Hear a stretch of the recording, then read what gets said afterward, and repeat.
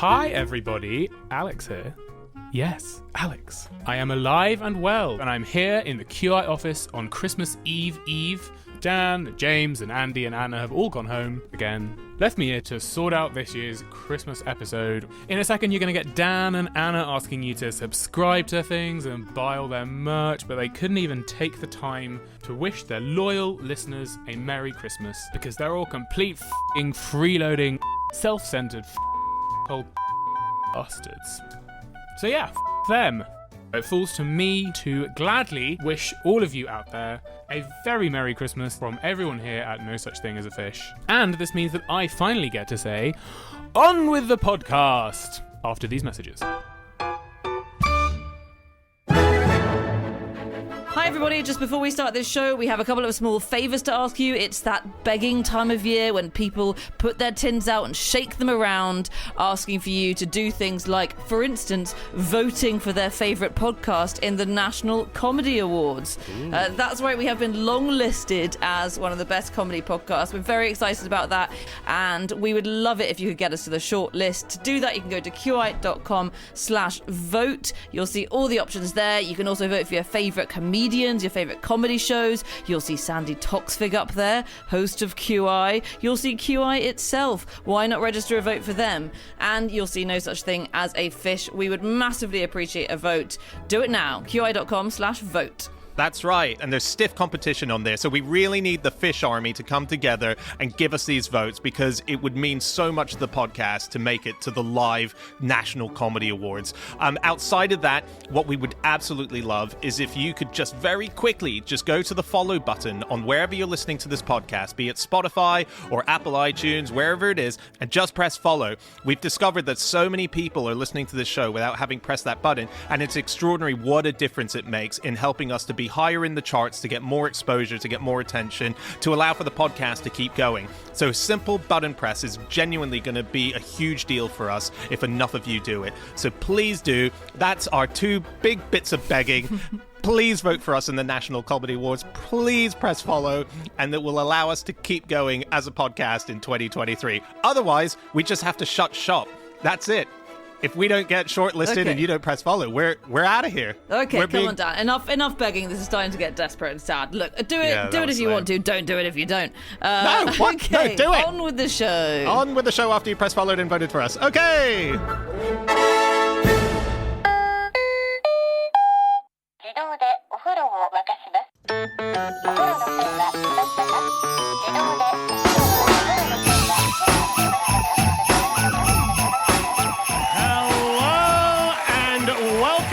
Another episode of No Such Thing as a Fish, a weekly podcast. This week coming to you live from the Bloomsbury Theatre in London.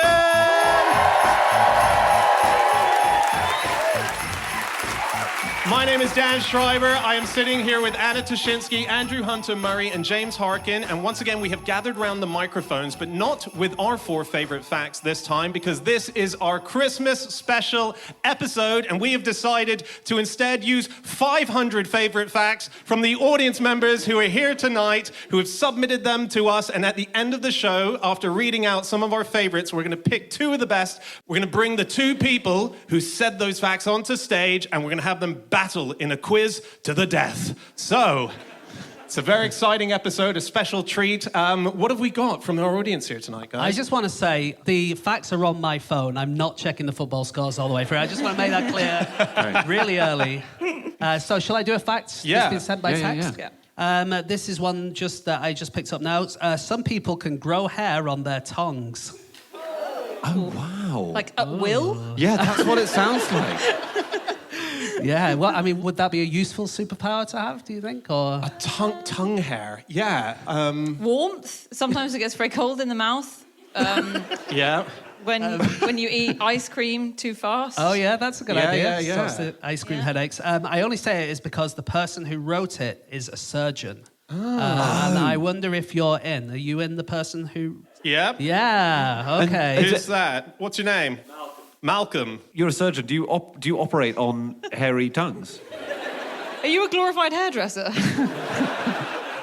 Here's a weird thing that would possibly happen, right? If you had a very hairy tongue and you were, say, making out with someone and you did some French kissing, would it ever be the case that their hairy tongue would wrap around your tongue and then you would get stuck? Does it ever happen that you walk next to someone and your hair wraps around them and you get stuck together? No, but you know when you like put Christmas lights back in the box and then they come out next year and they're all tangled up? Oh, yeah. And you know, sometimes, remember, I had a friend at school who had braces and he kissed someone who had braces. No. And they got stuck in their braces. They're still stuck, aren't they? Myth. No, it's not a myth, because I saw it myself. It sounds like an urban myth. It does sound like an urban myth. Well, I saw it. Maybe you're the source. I shouldn't have been watching, but I saw it.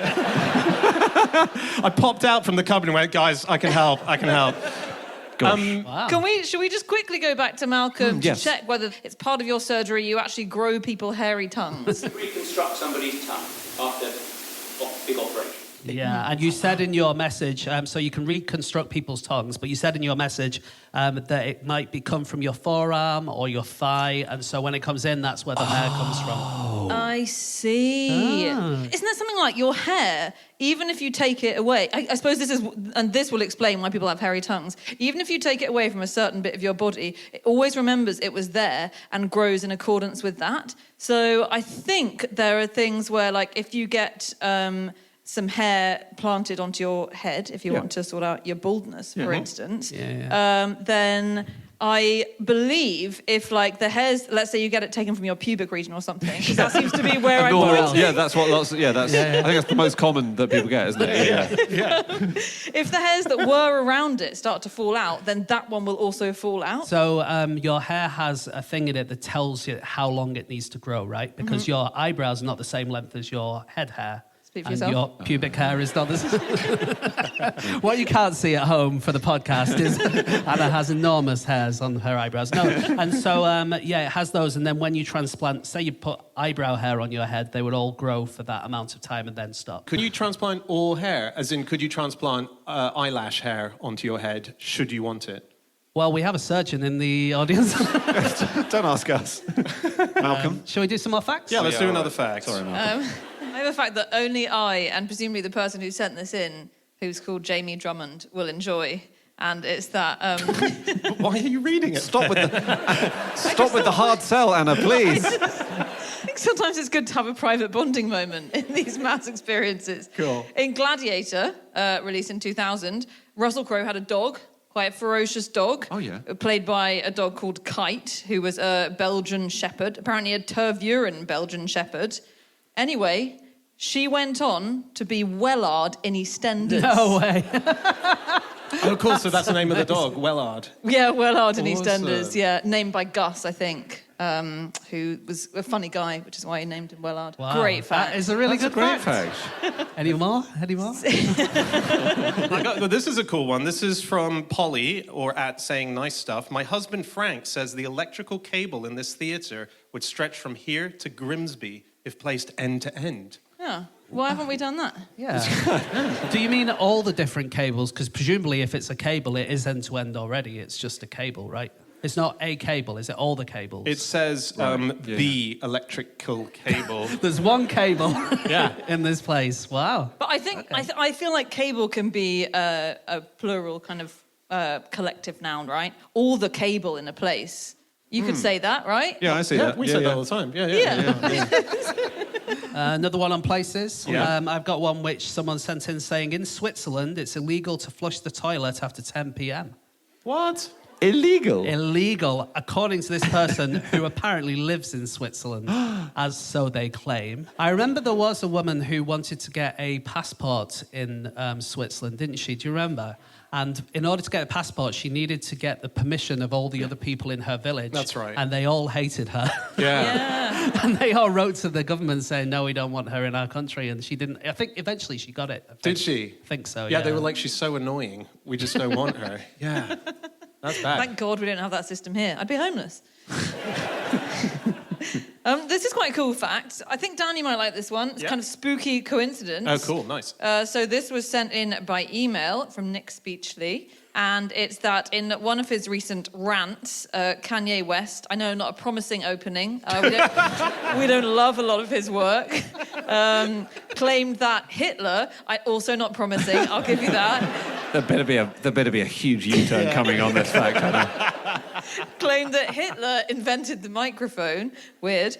In actual fact, the technology that 90% of microphones used today was invented by an African-American man who was called West. Ooh, that's good. Spooky. Is Kanye trying to plant that in our heads somehow? What is he trying to do? What, you think he's going to then say, well, it's my relative, so I'm going to take all the money? Maybe, yeah. Yeah? Are you saying he's a gold digger is what I'm asking? Oh, that's one of his songs. Is that a reference to... Yeah. Is it true sorry to move into Hitler, but is it... I read years and years ago, that there was a story that whenever Hitler was going to do a speech, the sound system, so this is to do with the microphones as well, the sound system would play a sort of note, a slightly annoying note while everyone was waiting. So it was just a sort of, one of those notes that, that sends... Not the one that makes everyone poo. No, not the poo note, but certain ages you can hear certain ones, and it's just a little... like a mosquito tone. Yeah, mosquito tone, and the idea, again, don't know if this is true, the idea was that when he came on stage, they would turn it off, and the sense of relief that you would get when he came on stage played into this sense of, someone who's going to help us is here. It was just a little psychological thing. Has anyone heard that? I have heard that, yeah. But we don't know from you. I bring it up every episode. Why has it not made it in? But that's actually what we were doing at the start of this show and for listeners at home, there were a series of maybe 2 or 3 dozen technical glitches, but it was just to create that sense of relief when we come on. Yeah. I got a fact for you. Yeah. This is from Steve Early, and it's this. I'm just going to read it verbatim. It is possible to make a tuba out of material other than brass, and somebody once made one from cheese. And it sounded okay. That's pretty good. Yeah, well, I remember reading once that I think this is tubas. I might be going completely wrong, but I think it's tubas. Basically, in America, this is all the high schools have all got bands, and they all have tuba players. But then, when you go to top level bands, you only need one tuba player in a band, right? And so there's a massive competition for tuba players in America because there's loads of really good ones. There might be loads of really good violinists, but you can have 10 different violinists in an orchestra, right? Yeah. But there's not much use for a tuba. I would have thought it was always proportional. In the schools, you've got, let's say, you've got lots of violinists in every school. Yeah. So only a certain percentage of them are going to get through to the... But they can also play in, string quartets. I see. You don't get very many tuba quartets. Steve, can I just ask what kind of cheese it was? I'm guessing it was a fairly hard one. Oh, it's got to be a hard one. Yeah. I've got a fact about cheese, actually. This is Swedish cheese called Västerbottensost. And apparently when you make it, you need to stir it and then leave it, and then stir it and then leave it. And apparently it was invented in 1872 by a dairy maid called Ulrika Lindström, and she kept being distracted by her work to go and have sex with a local boy. And she would go away, have sex, and then come back and stir it, and then go away, have sex, come back and then stir it. And then when the cheese was made, she was like, this is delicious. Yeah, but she must have been starving after that. Anything would taste good. Just quickly, I'm just thinking, if it was Edam, you could presumably get one of the holes to go all the way through, and then you'd have a cheese tuba. You think of Leerdammer? I'm thinking of Edam. And a tuba... It definitely has the holes, right? Edam's got holes in it, right? Oh, dear. No. Doesn't. Oh, wow. Emmental, I'm getting. Emmental. Yeah. Leerdammer does as well, for sure. And Leerdammer, yeah. That's probably why no one liked that joke. That'll be the reason. Yeah. Make a good drum, an Edam, wouldn't it? I don't know what an Edam is, as we now well know. I'm slightly struggling to remember what a tuba looks like. What does it look like? Well, imagine a big tube. Yeah. Surround it with brass. Yeah. There you go. In fact, do you know what you should imagine? Because I've always really loved this. You know fallopian tubes, if you can picture fallopian tubes. Of course. A common everyday household item for Dan. From diagrams. You can see the shape of them and they get wider at the bottom. Yes. So they were named after the tuba. Oh, not really? tubes. That's yeah. I would say more like a paperclip, but it's a big musical instrument, right? It's got those bending bits and it's got... Yeah. I'm just trying to think of something that Dan might have seen more than the fallopian tube. I've seen a lot of fallopian tubes, James. Here's a fun Christmas fact that I got sent. I got sent this morning, nothing to do with the show. So @Steve Down Under is not going to realise that he's made it onto our show. But he's written in from New Zealand. He DM'd me on Twitter and he said, "Kia ora, Dan. Quick fact for you might like to use for fish. Jesus had a disciple named Thomas the Testicle." No. Happy to elaborate if you're interested. Now, I don't want to be a doubting Thomas, but I do not think that's true. Why would he say that? What's he saying there? Thomas the Testicle? I don't know what he's saying. Does anyone in the audience have any idea if he might be making some kind of weird reference to an actual fact? No. Oh, is he hitting on me? We'll let you believe that's what it is, I suppose. We did actually put a call out for some Christmas facts on Twitter, and we got some great ones in. So this is not from people in the audience here, but I did particularly like that. So I like this because I have friends who live in the Netherlands, and I refuse to believe they're this deranged. But in 2006, people in the Netherlands were banned from adopting rabbits over Christmas because there's a popular festive song about a family cooking their pet, and it was believed that all Dutch people who adopted rabbits would just be trying to replicate that song. It's terrible, isn't it? And I think around the same time, the Dutch version of the RSPCA said that everyone who had a rabbit should keep it indoors so that no one would kind of pick it up and try and copy this song. How often do you sing a song and then sort of enact the lyrics as you do it? Yeah, I'm always going around bullying reindeers.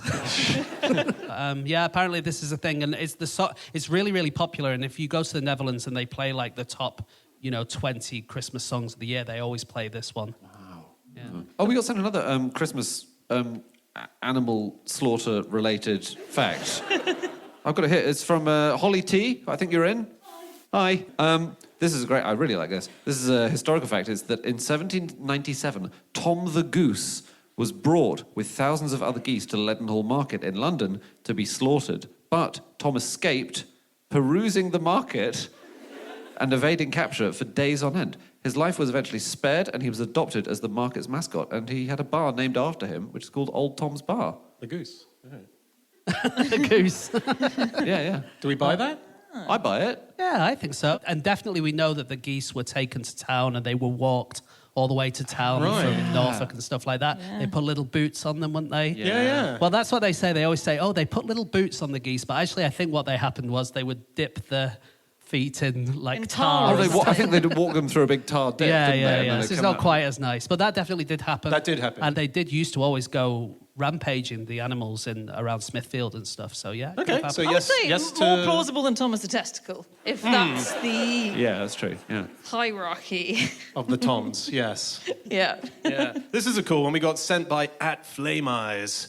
Who I think is in here tonight. Diego, you in here tonight? Diego's here. Google engineers in California had no clue about the Football World Cup and were alerted to it when traffic dropped suddenly for more than half an hour, then suddenly spiked and went back down again. Nowadays, most tech companies have a dedicated sports event calendar as a result. It's just pretty cool how much it sort of influences the world. Yeah, except no one in this room who have continued with your ordinary lives despite the football match being on. And we respect you for it. Yeah. Here's one. In 1834, we also had 3 prime ministers in a year. So we did this year. Lord Melbourne was the prime minister. He was sacked by the king, and Sir Robert Peel was chosen. But Sir Robert Peel was on holiday in Italy at the time, so they sent someone out to find him. And while they were trying to find him, the Duke of Wellington was an interim PM. That's a good fact, isn't it? I love the idea of how to just find the PM. That's a really they'd have struggled with Boris, wouldn't they? Check the fridge. There was another fact about, I think it was Lord Liverpool, who was the 5th Tory Prime Minister in a row. and was at the kind of late end of an administration and wasn't seen as being very good at the job, was really young as well, was in his early 40s when he got the job, and he was in charge for 25 years. Wow. Yeah. Are we sure there wasn't a Thomas the Testicle? Because I feel like that would be, of all the disciples, the one you'd want at the Last Supper, right? Like, he's party disciple. Bring the party disciple, Thomas the Testicle. I thought you meant as a kind of dim sum option. I've got another fact on balls. Oh, yeah? Someone sent this in. My interesting fact is that frozen meatballs that go in pasta, ready meals, set off metal detectors. Ooh. Now, can you guess? Let's see if you can guess why that might happen. Frozen meatballs set off metal. Frozen meatballs. Yeah. So they've got metal in them. It's a reasonable thought, but no. Because you wrap them in aluminium. No. More surprising than that. More surprising. Is it to do with them being frozen, the freezing process? Quite close. Whose fact is it? Jack, can you explain why? Because that's when they're frozen, they're pressed, they're so dense. And the metal detector isn't actually looking for metal, it looks for really dense objects. No, I didn't know that. So metal detectors don't detect metal specifically, they detect the density of the object, Yeah, basically. and the meatballs really are really cool. dense. That's why Dan sets it off whenever he goes through.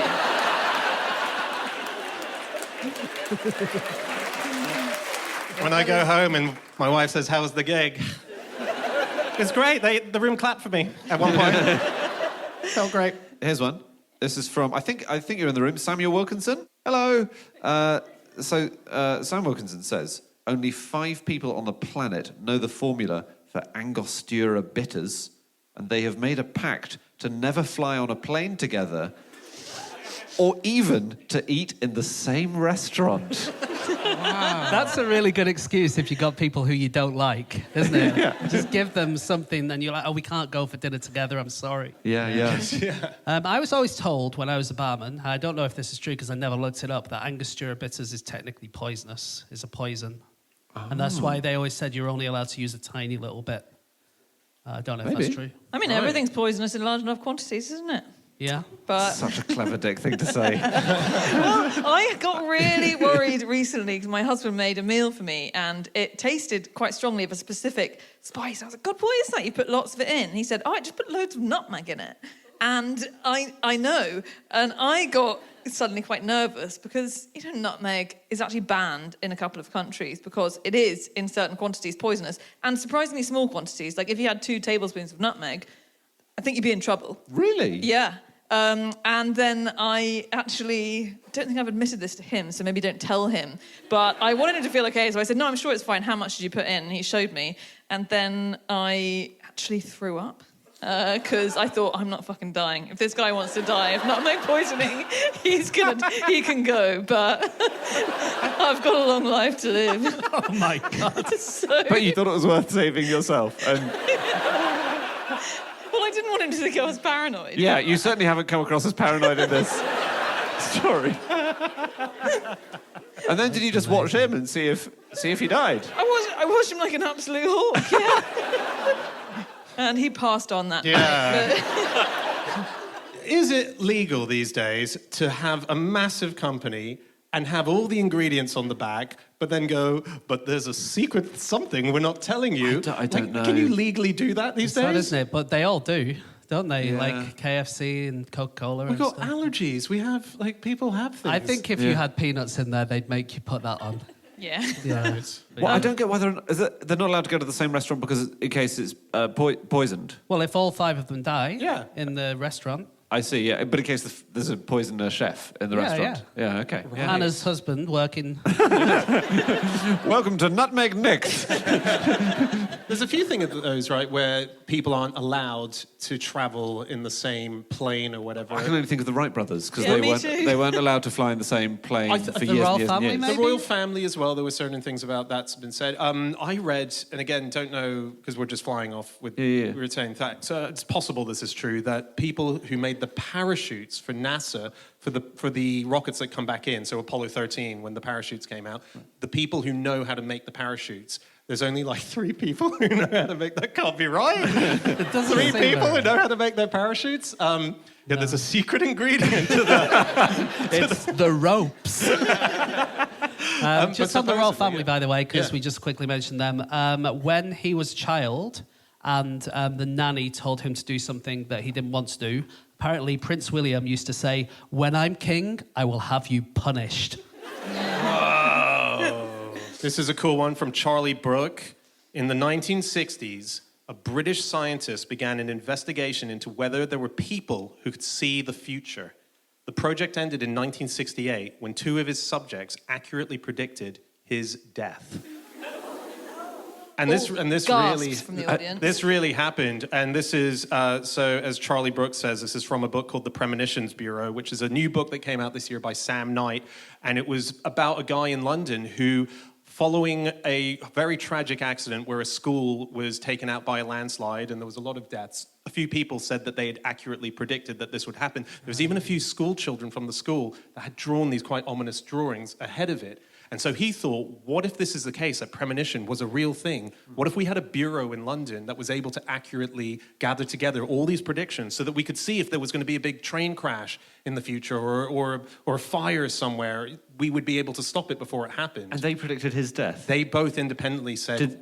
But did they kill him? Yeah. I haven't got to the end of the book, but it's... I went to Nostradamus' house this year. Yeah. I knew you were going to do that. That was great. Yeah? Was it? What was your favourite thing? Oh, well, it was a plaque. That's it. That's it? Yeah. What was the plaque? His plaque said that he'd lived there, or was it like in code? Or It said he lived there, and it talked a bit about the stuff he predicted, which I don't think is true. And, They hired you to work for their tourism outreach program, didn't they? Can I quickly say my favourite Nostradamus fact? Oh, gosh. And it's not a fact, obviously, but when he died, he was buried, and there was all these rumours swirling around that if you wanted to inherit the powers of Nostradamus, you had to get his skull and you had to drink through his skull. And so he died, and then in 1791, which is, I think, maybe even 100 years after he died, May of 1791, these grave diggers locate his grave, and they dig him up, and they open it, and there, laying in the grave, is Nostradamus. But around his neck and on his chest is a little board on which it's written May 1791, as if he went, "I knew you'd be here." oh my god! That's good pranking. Yeah. And It's is not that true. true? Oh, it's not true. I think this is really interesting. I can't believe I didn't know it. If it's true, this was sent in by Willa Ray Culpepper. So in Pennsylvania, you've got the Amish community. They get called Pennsylvanian Dutch. Did you guys know why they're called Pennsylvanian Dutch? I thought they originated in the Netherlands. Apparently, they were German settlers, but they introduced themselves to the English, and what did they introduce themselves as? Deutsch. And the English went, sounds like you're probably Dutch. And that's stuck ever since. That's great.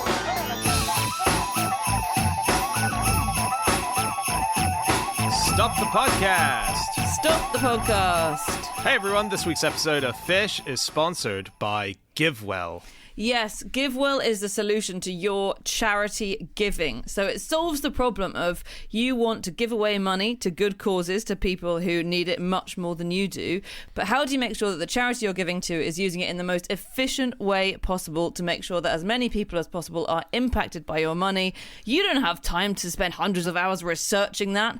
GiveWell does that for you. That's right. I mean, I don't know about you, Anna, but my friends, whenever we're chatting and I say I happen to have donated some money, they'll say, oh, the money doesn't go to the charity. Oh, it goes to all the people it's working for. It's all this noise going on, and it's really off-putting to a lot of people for donating when so much money is needed for these charities. So if you want to make sure that you're getting the highest impact and getting away from all those conversations, you can say, well, I donate through GiveWell, because GiveWell does over 30,000 hours of research every single year to find the highest impact, evidence-backed opportunities and making sure that it gets to the right people. So over 100,000 donors have done this so far. They've raised over $1 billion, and they've worked out that they would have saved 150,000 lives so far and improved millions more along the way. Yeah, that's right. And it's completely free to use all of their research. So go to givewell.org/UK and know that GiveWell UK is a registered UK charitable incorporated organisation, which of course means that eligible UK taxpayers can take tax deductions for donations. That's right. So head to givewell.org/UK UK, and you'll be able to go and make your donations so you can give well, give good, give lots, give now, and let's give on with the show. Give on with the show.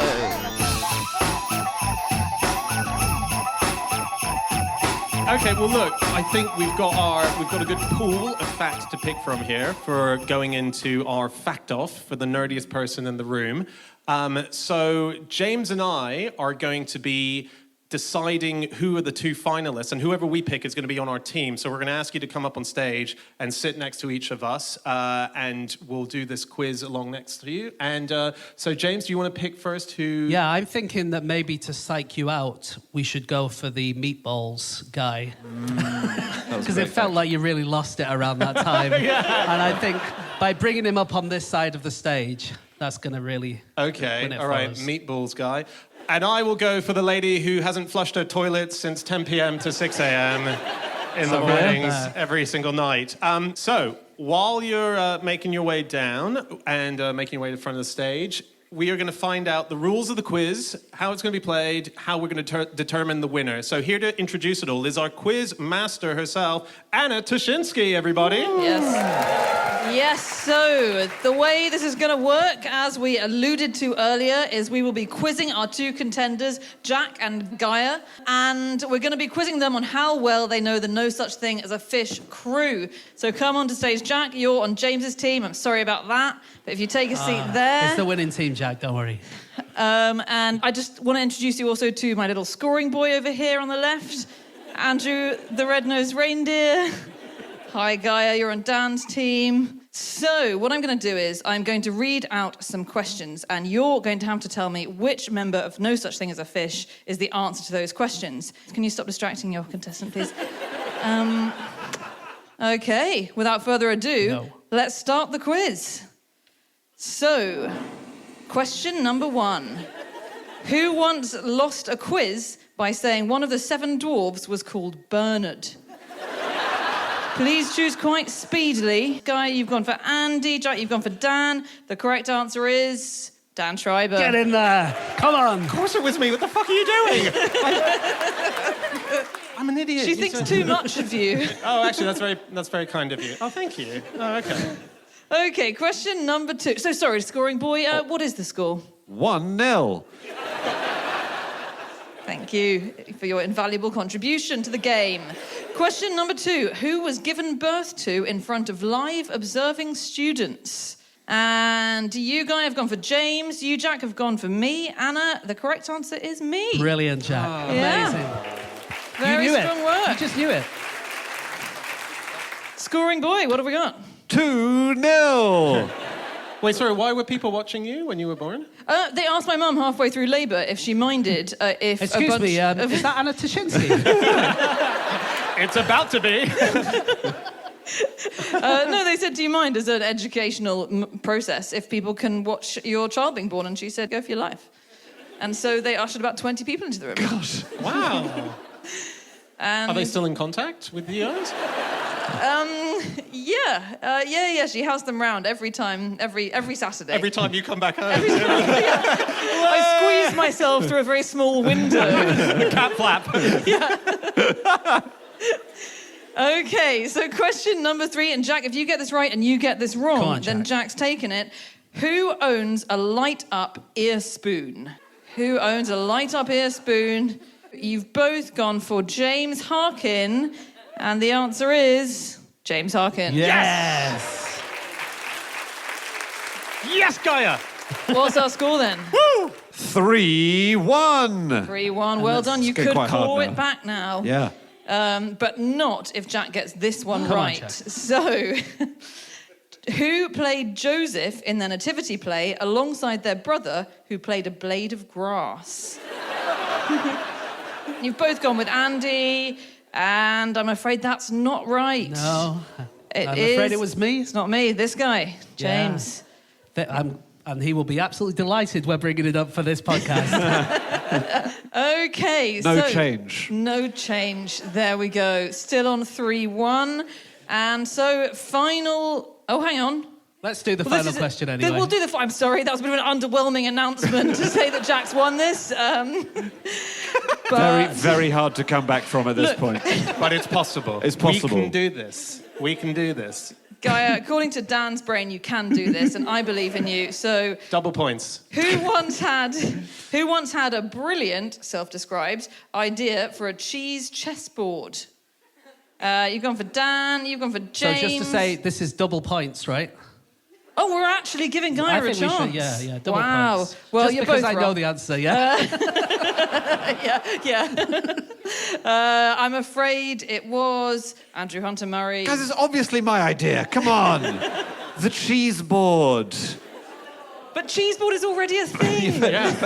But every piece is a different cheese. As we've learned, you know so much about cheese.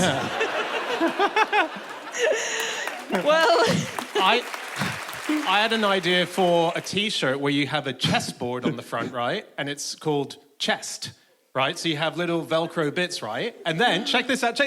On the back, what have you got? Backgammon. Backgammon. Way better. Way better. That's why that didn't work. Monopoly is too complicated. So, Gaia, I'm so sorry. You're the second nerdiest person in the room, but I'm going to have to usher you off stage now. But Jack, if you want to take centre stage here, and I'm going to hand you over to Andrew Hunter Murray. Jack, well, you have done it. You did it with your facts. Get ready to take your prize. Jack, ladies and gentlemen, give it up for Jack, the nerdiest person in the room. Okay, that's it. That is all of our facts. Thank you so much for listening to this episode. If you'd like to get in contact with any of us about the things that we've said on this podcast, we can be found on our Twitter accounts. I'm on @Schreiberland. Gaia? Hey, it's Gaia. Jack? @Monkey2738. Are you a bot, Jack?